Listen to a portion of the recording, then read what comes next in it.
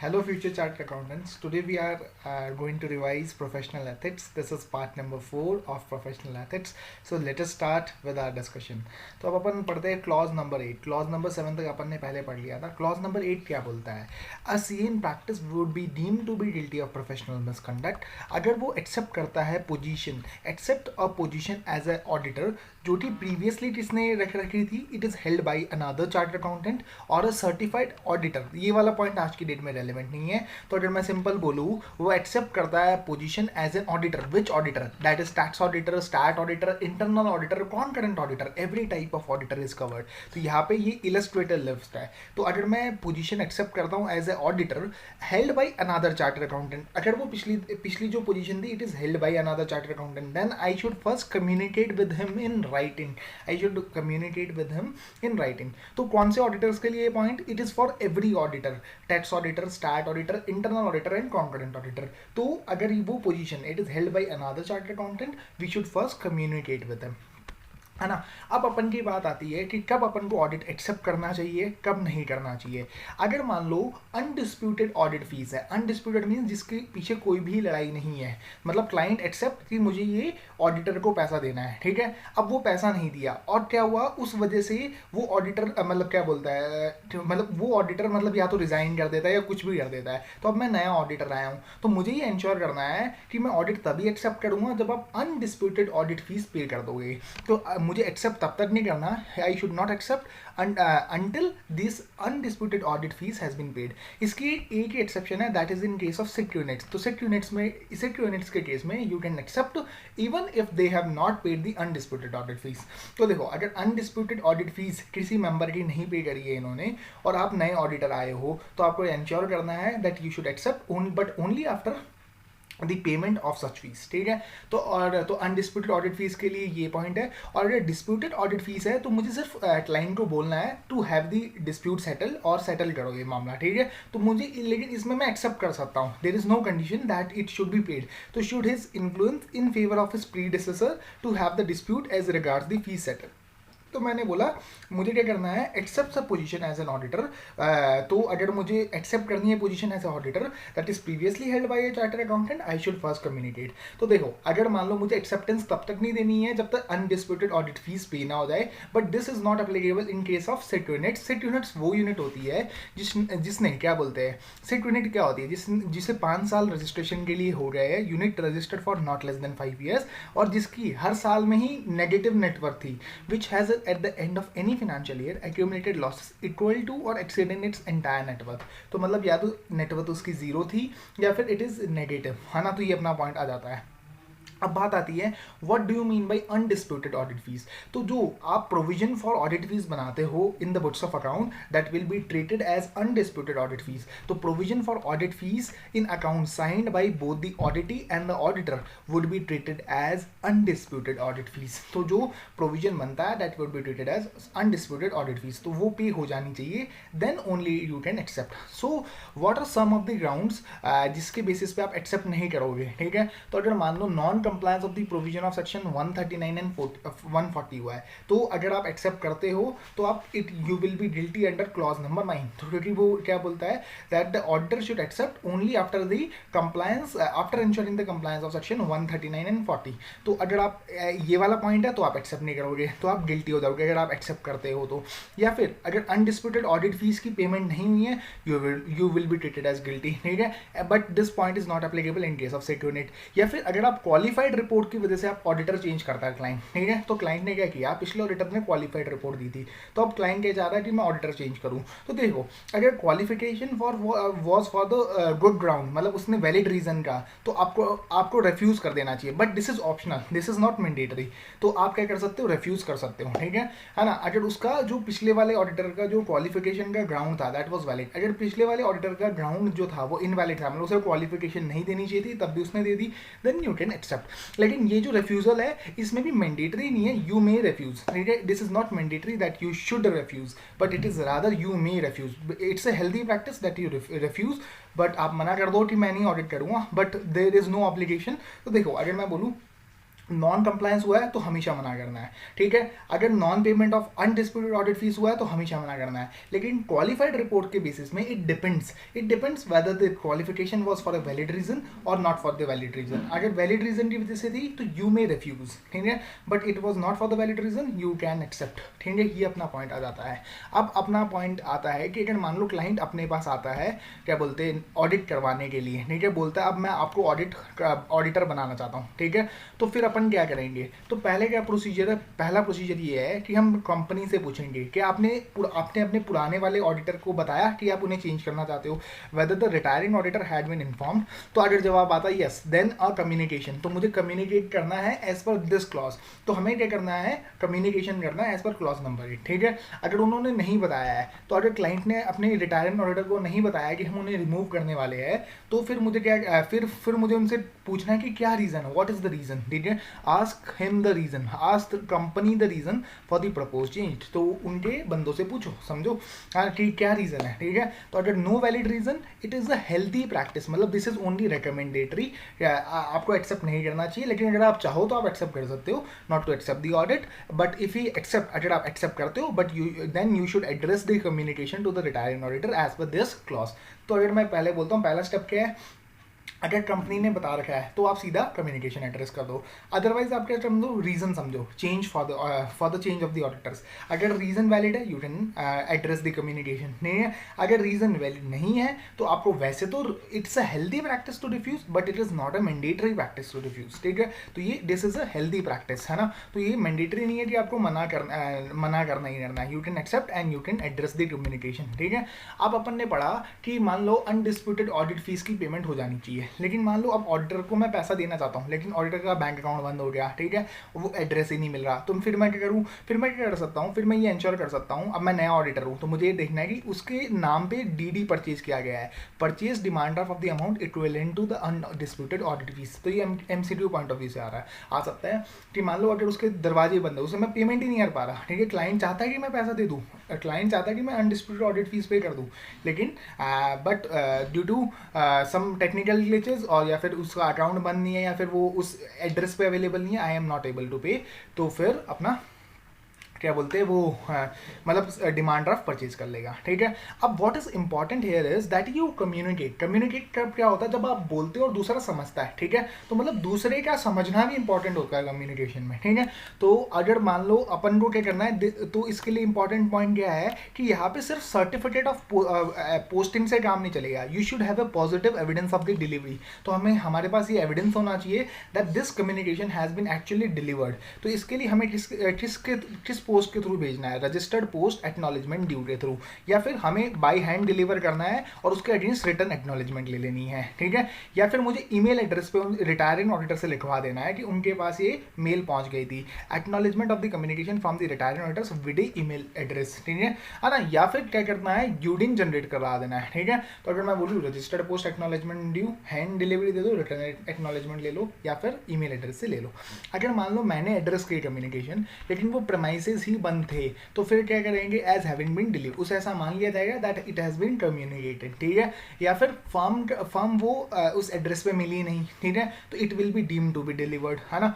या फिर अब देखो, अब अपन आता है special audit under the income tax act, ये होता है 142(2)(a) में, ठीक है। तो 142(2)(a) में स्पेशल ऑडिट होता है। तो देखो, अब स्पेशल ऑडिटर जो होता है, तो he can be a charter accountant, है ना, तो he can be A charter accountant और सम अदर प्रोफेशनल। तो देखो 142(2)(a) में क्या मतलब, देखो सिंपल सी बात ये है कि अगर चार्टर अकाउंटेंट है तो आपको कम्युनिकेट करना है, ठीक है, it's a healthy practice, you communicate, नहीं है। लेकिन ये मैंडेटरी कहाँ पे है, जहाँ पे मान लो let suppose start audit, tax audit, GST audit, internal audit, concurrent audit, या फिर any other kind of audit जहाँ पे जो प्रीवियस पोजीशन जो थी that is held by a charter accountant, then you should communicate, है ना। अगर मान लो आपने कम्युनिकेशन करना है एज पर क्लॉज एक्ट, लेकिन आपके पास इतना टाइम ही नहीं है, मतलब आपको 10 दिन में ऑडिट कंप्लीट करना है, ठीक है, और आपको कम्युनिकेशन भी करनी है, ठीक है। तो अब आप क्या कर सकते हो, आप बोल सकते हो क्लाइंट को that I accept this audit but only on the condition that अगर वो कोई जो दूसरा प्रीवियस ऑडिटर है, अगर वो मतलब रिप्लाई कर देता है कम्युनिकेशन, मतलब मैं कम्युनिकेशन एड्रेस करूंगा, अगर वो कोई भी नेगेटिव फीडबैक नहीं देता, देन ओनली, मतलब मुझे कंडीशनल एक्सेप्टेंस देनी है। तो अगर टाइम शेड्यूल बहुत ज़्यादा टफ है, जैसे बैंक ऑडिट्स के केस में होता है, तो मैं कंडीशनल एक्सेप्टेंस दे सकता हूँ कि अगर पिछले वाला मुझे कंफर्म करेगा तभी मैं आप मतलब मैं ऑडिट अभी स्टार्ट कर देता हूँ, लेकिन मैं इसे मतलब साइन या फिर मतलब कंप्लीट तभी करूँगा जब मतलब पिछले वाला मुझे एनओसी दे देता है, नो ऑब्जेक्शन सर्टिफिकेट दे देता है। तो ये अपना क्लॉज नंबर 8 कंप्लीट होता है। अब अपन चलते हैं क्लॉज नंबर 9। देखो इसमें letter of certificate of posting, तो this is wrong, it should be registered post acknowledgement due, तो ही वॉज गिल्टी, ठीक है। अब क्लॉज नंबर 9 पढ़ते हैं अपन, ठीक है। तो इसमें क्या लिखा है कि कोई बंदा एक्सेप्ट करता है a position as an auditor of a company without ascertaining that the provision of 139 and 140 of the Companies Act have been duly complied with। ये section 225 is now replaced with 139 and 140 of the Companies Act। तो अपन को ensure करना है कि देखो 139 and 140 of the companies act have been complied with. तो देखो अब देखो ऑडिटर जो ऑडिटर बन सकता है वो क्या क्या हो सकता है, वो फर्स्ट ऑडिटर भी हो सकता है, या फिर वो एग्जिस्टिंग ऑडिटर को रिप्लेस करके, या तो एग्जिस्टिंग ऑडिटर ने रिजाइन कर दिया था, या उसका रिमूवल हो गया था, या फिर उसका मतलब क्या बोलते हैं टेन्योर खत्म हो गया था, ठीक है। तो इन एनी केस अगर मैं नया ऑडिटर आ रहा हूँ तो मुझे क्या क्या इंश्योर करना है, ठीक है। या फिर पहले हम जॉइंट ऑडिटर्स के, लेकिन अब जो अपॉइंटमेंट हुआ है सिर्फ मेरे इंडिविजुअल ऑडिटर का अपॉइंटमेंट हुआ है, मतलब 8 या 8 से ज़्यादा जॉइंट ऑडिटर का अपॉइंटमेंट नहीं हुआ है, ठीक है। तो when the auditor appointed by the company were holding this office jointly with the others and one और more of such joint auditors are not reappointed, ठीक है। या फिर one or more of the auditors appointed by the company were not holding the office earlier। तो इस बार जो appoint हुए हैं they are not holding this office earlier। तो ये अपन को क्या वन, देखो अब अपन को क्या समझना है, वन एक्सेप्ट दी पोजीशन, तो हमें 139 एंड 140 की कंप्लाइंस चेक करनी है जब मैं ऑडिटर बन रहा हूँ, ठीक है। तो इसमें ये फर्स्ट ऑडिटर के केस में भी अप्लाई हो रहा है, या फिर मैं पुराने वाले ऑडिटर को रिप्लेस कर रहा हूँ तब भी अप्लाई हो रहा है, या फिर पहले जॉइंट ऑडिटर थे उनमें से 1 या 8 से ज़्यादा अब वापस रीअपॉइंट नहीं हुआ है तब भी ये अप्लाई हो रहा है। और या फिर जब मैं क्या बोलते हैं, जब कोई बंदा अपॉइंट हो रहा है, ठीक है, वन और more of the auditors appointed by the company were not holding this office earlier, तो ये वाला पॉइंट भी अप्लाई हो रहा है, ठीक है। अब अपन चलते हैं 140। देखो 140 में दो सर्कमस्टांसेस है। पहला है कि रिमूवल बिफोर द एक्सपायरी, तो रिमूवल बिफोर द एक्सपायरी होता है थ्रू स्पेशल रेजोल्यूशन। तो 140 अगर मैं आपको समझाऊं, 140 में सबसे पहला पार्ट है रिमूवल बिफोर द एक्सपायरी, तो इसमें स्पेशल रेजोल्यूशन पास होता है एंड क्या बोलते हैं सीजी की अप्रूवल चाहिए होती है। और दूसरा जो रिमूवल होता है that is on the expiry of the tenure, जब एजीएम में आपको रीअपॉइंट करना होता है, ठीक है, तो उसे हम बोलते हैं रिटायरिंग ऑडिटर वाला फॉर्मूला, ठीक है। तो 144 में, तो उसमें अगर आपको रिमूव करना है then you required a special notice under section 115। तो देखो दो प्रोसीजर है, अगर आपको ड्यूरिंग द टेन्योर खत्म करना है तो you need to follow procedure of 140 subsection 1 that is through special resolution and the CG approval, और otherwise it is through 140 subsection 4। 140 subsection 4 में स्पेशल नोटिस की रिक्वायरमेंट है। तो देखो अब आपको ये अब अपन 144 वाला प्रोसीजर पढ़ रहे हैं जहाँ पे एजीएम में auditor will be going to retire, ठीक है। तो देखो जब सबसे पहले मेंबर्स को नोटिस देना है कि हम इस ऑडिटर को नहीं चाहते या फिर इसकी जगह हम दूसरा चाहते हैं, ठीक है। तो on the receipt of the special notice, ये जो स्पेशल नोटिस होता है ये एटलीस्ट 14 दिन पहले मिलना चाहिए बिफोर द मीटिंग। तो जैसे ही स्पेशल नोटिस मिला तो मुझे ये इसके कॉपी कैसे देनी है रिटायरिंग ऑडिटर को फोर्थविथ, मतलब तुरंत उसको भेज देनी है, ठीक है। और ये वाला जो स्पेशल नोटिस है वो हर मेंबर को भी भेजा जाता है at least 7 days before the meeting. तो देखो नोटिस सबसे पहले कंपनी के पास आता है, कंपनी के पास कितने दिन में आना चाहिए, at least 14 days before the meeting. अब देखो जैसे ही नोटिस आया वैसे ही मुझे ऑर्डर को देना है, तुरंत 4th देना है, ठीक है। और with in at least 7 days before the meeting देना है मुझे मेंबर्स को। तो ये अपना पॉइंट है। अब देखो रिटायरिंग ऑडिटर चाहे तो अपनी रिप्रेजेंटेशन दे सकता है to the members of the company and जब ये रिप्रेजेंटेशन कंपनी को मिलेगी तो वो मेंबर्स को भी सेंड करेगा, is required to be send to its member. तो जब ये रिप्रेजेंटेशन मिली तो उसने अपने मेंबर्स को भी सेंड किया। अब अपन ने चार केसेस पढ़े थे। फर्स्ट ऑडिटर का केस पढ़ा था, तो इसमें हमें क्या असरटेन करना है कि क्या बोर्ड ऑफ डायरेक्टर्स ने 30 डेज के अंदर अंदर आपका अपॉइंटमेंट किया या नहीं किया, क्योंकि फर्स्ट ऑडिटर का अपॉइंटमेंट बीओडी करता है विद इन 30 डेज, ठीक है। अगर नहीं हुआ तो फिर ईजीएम होती है, ठीक है।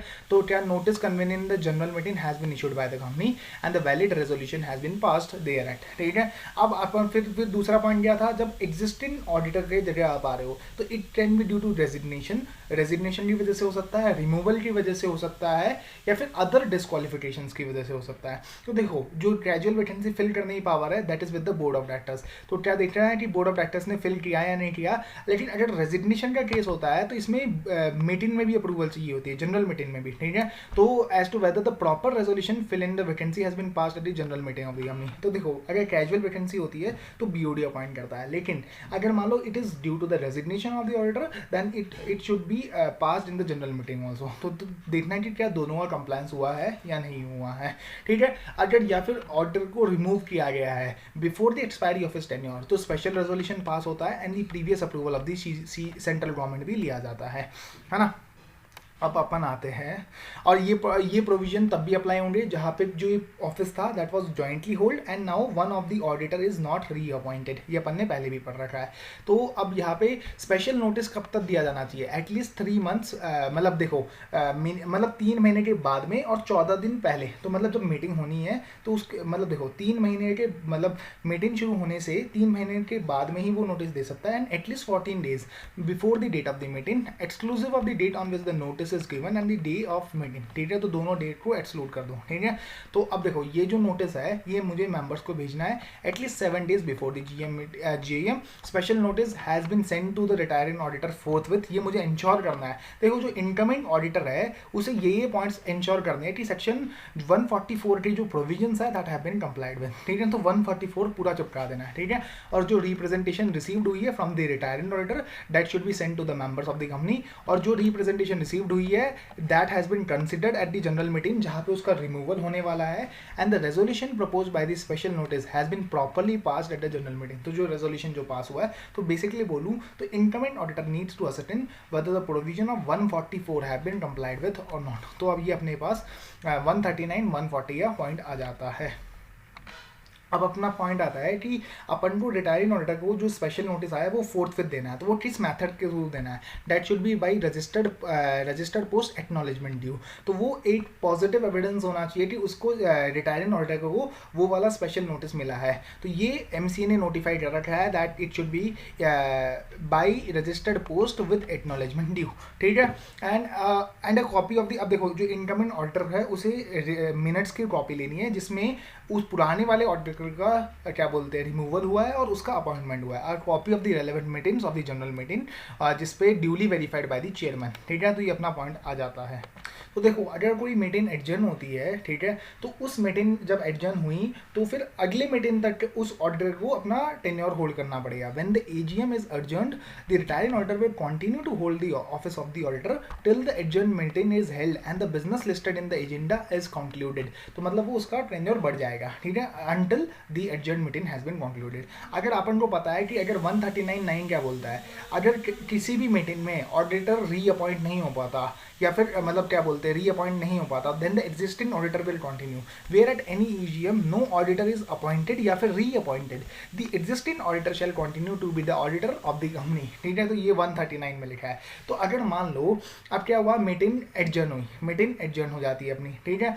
अब अपन को क्या करना है, अब अपन को पता है, अब वो चाहते हैं मेंबर्स कि हम अगली जो मीटिंग होगी एडजर्न मीटिंग उसमें अपन क्या चाहते हैं कि मेंबर्स का रिमूवल कर दे, ऑडिटर्स का रिमूवल कर दे। तो क्या वो 115 का नोटिस दे सकते हैं? तो आंसर इज नो, क्योंकि 115 में जो मीटिंग का रेफरेंस है that is with reference to the original meeting. तो ओरिजिनल मीटिंग के 3 महीने के बाद में, मतलब 3 महीने से पहले या फिर 14 दिन, एटलीस्ट 14 डेज का नोटिस आपको देना पड़ता है। That is in consideration of the original meeting and not in case of the adjourned meeting. तो एडजर्न्ड मीटिंग के केस में सेक्शन 115 विल नॉट अप्लाई, ये पॉइंट है।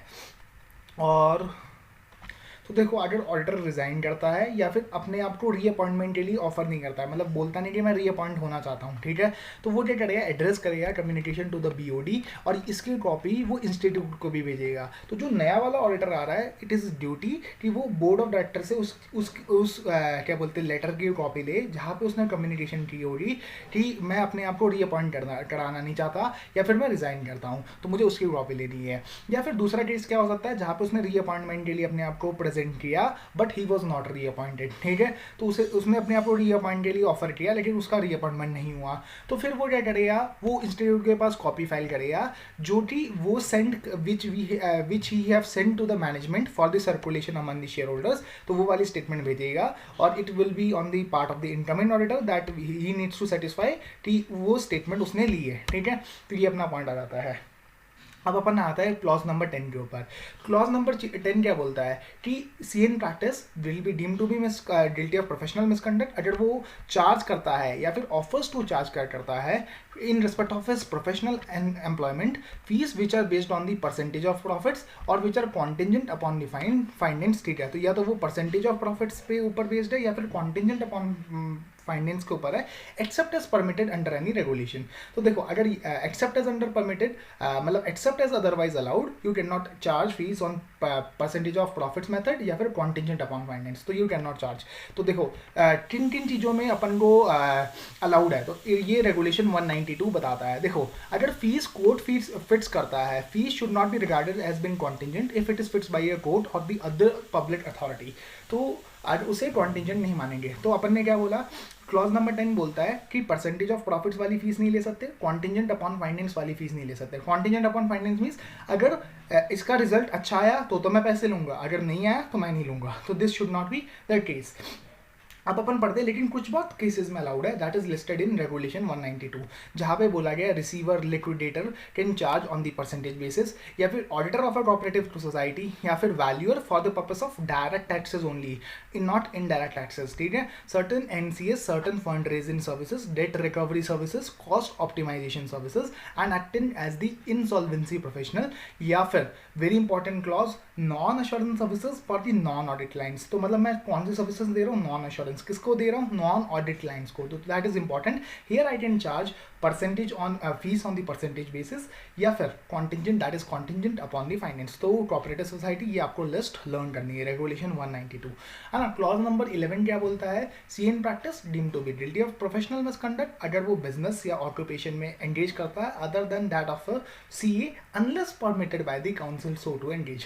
तो वो गिल्टी ऑफ प्रोफेशनल मिसकंडक्ट है अगर वो बिजनेस या ऑक्यूपेशन में एंगेज करता है other than that of a CA unless permitted by the council. तो परमिशन जो काउंसिल ने दी है that is into two parts, first being the general permission that is without मतलब to all the members and the second one being the special permission, ठीक है। तो देखो लेकिन ये वाला जो क्लॉज है it will not restrain any charter accountant from becoming director not being MD और डब्ल्यूटीडी। तो मतलब देखो एमडी और डब्ल्यूटीडी नहीं बन सकते, आप तभी बन सकते हो जब आपको काउंसिल अप्रूव कर दे under the specific permission, this point is included within the specific permission. तो आप एमडी और डब्ल्यूटीडी तभी बन सकते हो, सीएन प्रैक्टिस एमडी डब्ल्यूटीडी तभी बन सकता है जब स्पेसिफिक परमिशन दे दे काउंसिल, तो वैसे वो देता नहीं है, कभी भी नहीं देगा, ठीक है। तो आप इसका मतलब क्या हुआ, एमडी और डब्ल्यूटीडी नहीं बन सकते, लेकिन आप नॉर्मल डायरेक्टर मतलब non executive director like independent director you can become, ठीक है।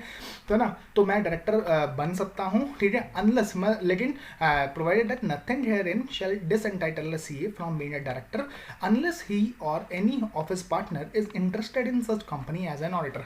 तो मैं मतलब मैं डायरेक्टर बन सकता हूँ एक्सेप्ट इन वन सिचुएशन जहाँ पे मैं या फिर मेरा कोई partner is interested in the company as an auditor, तो मैं उस कंपनी का डायरेक्टर नहीं बन सकता, ठीक है।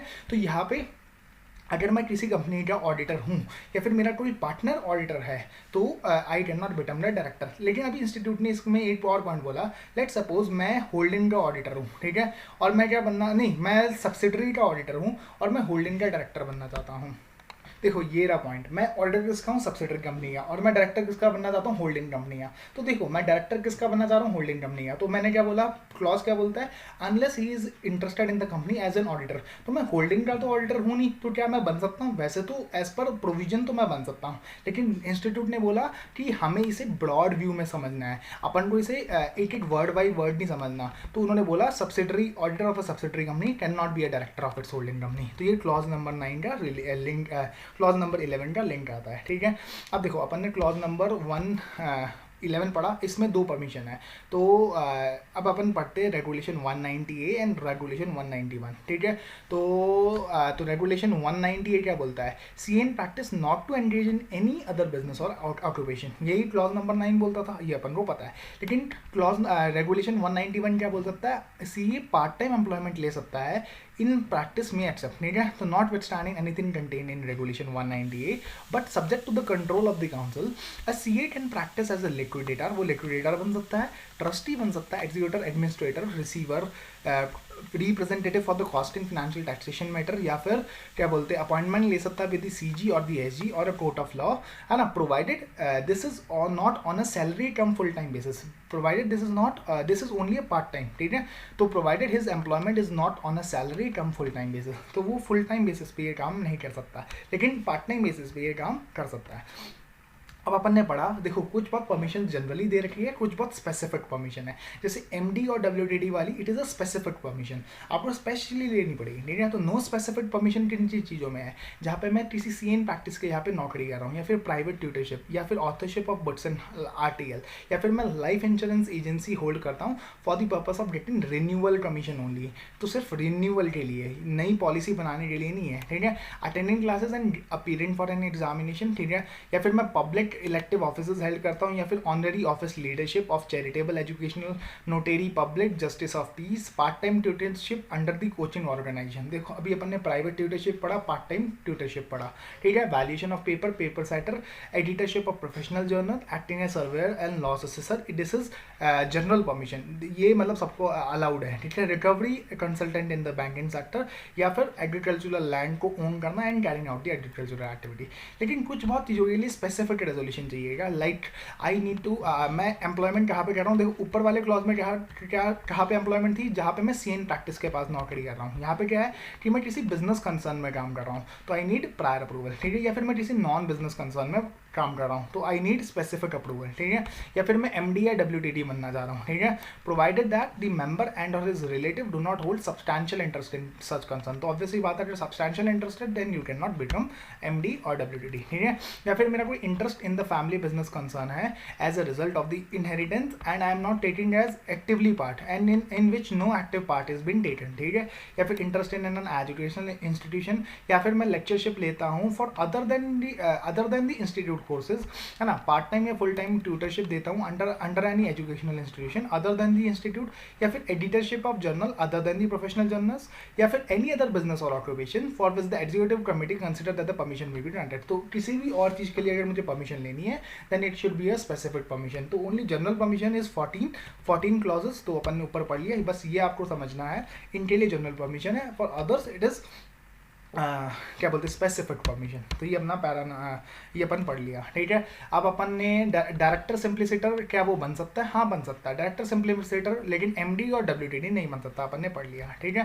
तो ये अपना पॉइंट भी हो गया. प्रमोटर और प्रमोटर डायरेक्टर तो वो बन सकता है, there is no bar on that, ठीक है. अब अपन पढ़ते हैं, देखो अब अपन ने पढ़ा कि इंटरेस्ट इन फैमिली बिजनेस वो कर सकता है, लेकिन he should have a specific permission. तो देखो उसके लिए दो चीज़ों से प्रूव करनी है कि जो फैमिली बिजनेस में उसका जो इंटरेस्ट आया that has been devolved on him due to his inheritance, ठीक है, and he is not taking actively part, तभी इंस्टीट्यूट उसे परमिशन दे सकता है कि उसका फैमिली बिजनेस कंसर्न में इंटरेस्ट हो सकता है, ठीक है. तो अगर उसका इंटरेस्ट है तो he should take specific permission, अपन ने पढ़ा. लेकिन इंस्टीट्यूट तभी परमिशन देगा जब उसका वो it has been devolved on him due to inheritance succession, और वो क्या बोलते हैं he is not taking actively part, ठीक है. अब अपन ने पढ़ा, देखो ऊपर क्या क्या पढ़ा था, पार्ट टाइम ट्यूटरशिप पढ़ा था, ठीक है.